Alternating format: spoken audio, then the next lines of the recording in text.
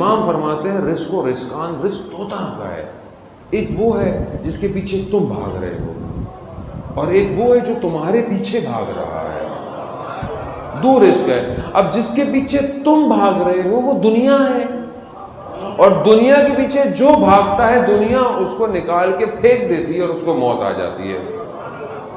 آپ کے سامنے بڑے بڑے لوگوں نے جو بھی دنیا کے پیچھے بھاگے، جنہوں نے بڑے بڑے اسکائی اسکریپرز بنا لیے، یا یوں کہیں جو آج بڑے بڑے اسکائی اسکریپرز بنا رہے ہیں، کل وہ شداد تھا جس نے جنت بنائی 300 سال کے اندر۔ جب اللہ کے نبی اس کے پاس آئے، اس کو تبلیغ کی کہ بھائی صحیح ہو جاؤ، جو کر لیا ٹھیک ہے، لیکن اگر تم صحیح ہو جاؤ تو اللہ تمہیں اس کے بدلے میں آخرت میں جنت دے گا۔ تو اس نے بولا جنت کیا ہے؟ کہا بھائی ایسے ایسے محل ہیں، ایسی ایسی نہریں ہیں، جو بھی ہے۔ تو اس نے بولا مسئلہ ہی نہیں، میں تو خود بنا لیتا ہوں۔ تو شداد نے اپنی جنت خود بنائی 300 سال کے اندر، بڑے بڑے پتھروں کے محل بنائے، یہ بنایا وہ بنایا، دنیا کی بہترین جگہ کا انتخاب کیا۔ ابھی بھی کہتے ہیں بہرحال کسی جگہ پہ وہ چھپی ہوئی ہے، کہیں نہ کہیں باہر آ سکتی ہے، وہ بنائی۔ جیسے ہی دروازے پر پہنچا جنت کے، دیکھا کوئی شخص کھڑا ہوا ہے، کہا میں نے تمہیں پہلے کبھی نہیں دیکھا، کیونکہ جانتا تھا نا کہ بھئی لوگ کام کر رہے تھے۔ کہا میں نے تمہیں پہلے کبھی نہیں دیکھا۔ کہا ہاں میں موت کا فرشتہ ہوں۔ کہا میں تمہاری موت لینے آیا ہوں، قبض کرنے آیا ہوں جان۔ تو کہہ رہا مجھے یعنی ابھی تک تو یقین ہی نہیں تھا، اب تو جب یقین ہونے لگا، کہا مجھے تھوڑا تو وقت دے دو اندر جانے کا۔ کہا نہیں وقت نہیں ہے یار۔ یعنی کیا ہوا؟ یعنی دنیا کے پیچھے بھاگا۔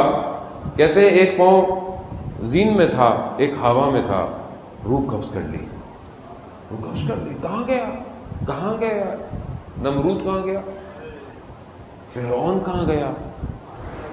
اسی دریا کے اندر جس میں سے حضرت موسیٰ علیہ السلام نے جگہ بنائی تھی پانی کی سے گزرنے کی، اسی ہی میں ڈوب گیا، اسی میں ڈوب گیا۔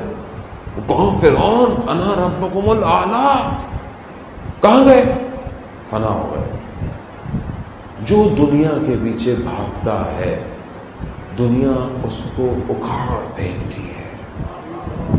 تو اب ہم کس کے پیچھے بھاگ رہے ہیں؟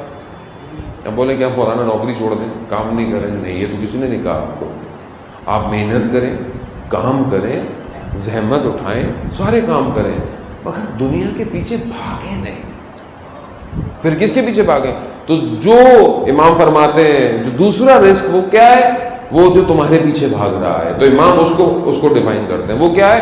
جو آخرت کے پیچھے بھاگتا ہے، دنیا اس کے پیچھے بھاگتی ہے، اور یہاں تک کہ جو دنیا میں خزانے چھپے ہوئے ہیں ان سب کو باہر نکال کے اس کے لیے رکھ دیتی، یہ لو یہ لو، یہ چاہیے وہ چاہیے۔ وہ کہتا ہے ہمیں چاہیے ہی نہیں، ہمیں کچھ نہیں چاہیے، ہمیں اس کی رضا چاہیے، اس کی رضا چاہیے، وہ چاہیے۔ وہ اور پیچھے بھاگتی دنیا، اور پیچھے بھاگتی دنیا، مجھے نہیں چاہیے۔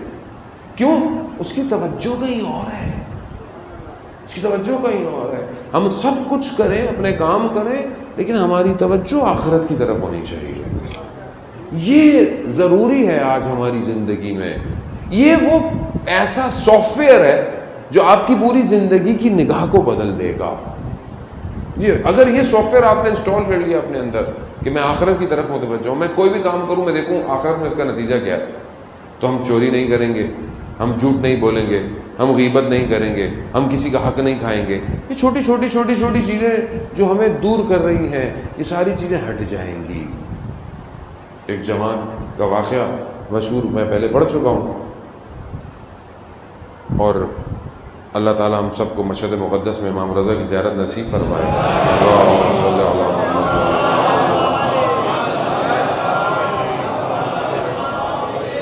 آپ مسجد جائیں تو وہاں پر ایک بہت بڑی مسجد ہے حرم کے اندر، جس کو مسجد گوہر شاد کہتے ہیں۔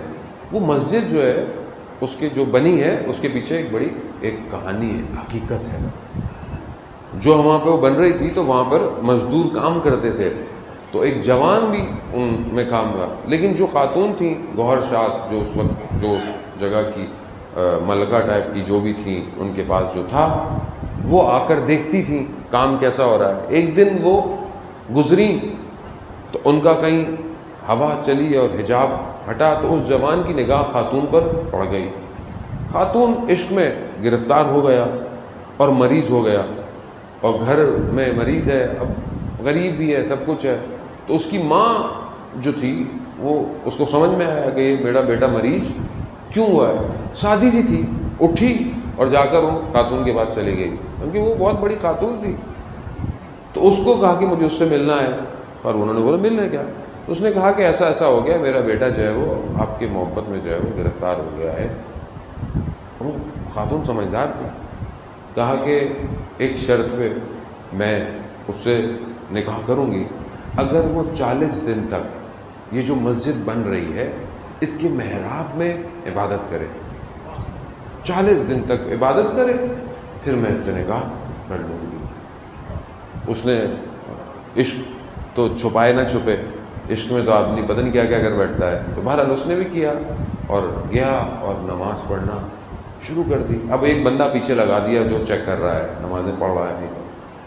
دن گزرتے گئے, جب 40 دن ہو گئے تو وہ بندہ جو قاصد تھا وہ آیا, کہا کہ آپ نے اپنا وعدہ پورا کیا ہے, اب ان کو جو انہوں نے کہا تھا ان کا وعدہ پورا کرنے کا وقت آ گیا ہے. کہا کون سا وعدہ؟ کہا وہی جو آپ کو جس کی محبت عشق میں آپ نے. کہا کون سا عشق؟ میں تو کسی اور عشق میں گرفتار ہو گیا ہوں, میں کسی اور عشق میں گرفتار ہو گیا ہوں. انہوں نے کہا نہیں, مجھے کسی کی ضرورت نہیں ہے. اسی لیے کہتے ہیں 40 دن اخلاص سے اگر آپ کوئی کام کریں خود بخود خدا آپ کے اندر ملکے کو ایجاد کر دیتا ہے.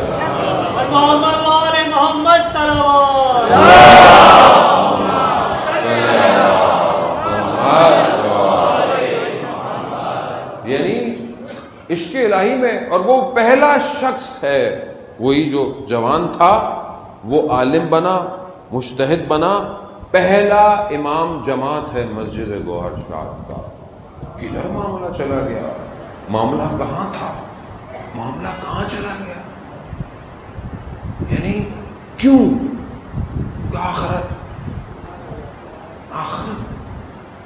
دنیا کی لذتیں بہت تھوڑی ہیں, بہت تھوڑی دیر کی ہیں. ہم اس کے پیچھے بھاگتے رہتے ہیں, وہ اور آگے بھاگتی ہے, وہ اور بھاگتے ہیں, وہ اور آگے بھاگتی ہے. حضرت عیسیٰ علیہ السلام کے پاس سے آئی نا دنیا, ایک خاتون بن کے, ایک عورت, ایک دلہن بن کے. کہا تم کیا ہو, کیا کرتی ہو؟ کہا جو میرے پیچھے بھاگتا ہے میں اس کو کبھی بھی نہیں ملتی. ایسے ہی ہے دنیا. میری دنیا الگ ہے, آپ کی دنیا الگ ہے. میری دنیا کچھ اور ہے. میری دنیا, میری مجلس بہت اچھی ہونی چاہیے, مجلس بڑی واہ واہ ہونی چاہیے, بڑے لوگ, یہ میری دنیا ہے. ہو سکتا ہے کبھی اوپر نیچے ہو, مجھے تکلیف ہو کہ یہ میری دنیا کیسی ہے. آپ کی دنیا الگ ہے. ہر شخص کی دنیا الگ ہے. اس کو سمجھیں. صرف لفظوں پہ کب تک ہم رہیں گے؟ اس کو اسکین کریں, اس کو ایویلیوٹ کریں. دنیا, آپ کی دنیا کیا ہے, اس کو کھولیں. جیسے بچہ ایک لیگو بناتا ہے نا بڑی محنت سے تصویروں کے ساتھ, پھر اس کو کھولتے, اس کو بڑی تکلیف ہوتی ہے, کیا کہ میں نے 2 گھنٹے لگا کے بنایا تھا. کھولیں. جب کھولیں گے تو آپ کو اپنی دنیا کی حقیقت سمجھ میں آئے گی ہے کیا. ایک چیز کو جب الگ کریں گے تو اس کو صحیح کرنے میں آپ کو آسانی ہوگی. ہم اپنی طرف توجہ دیں.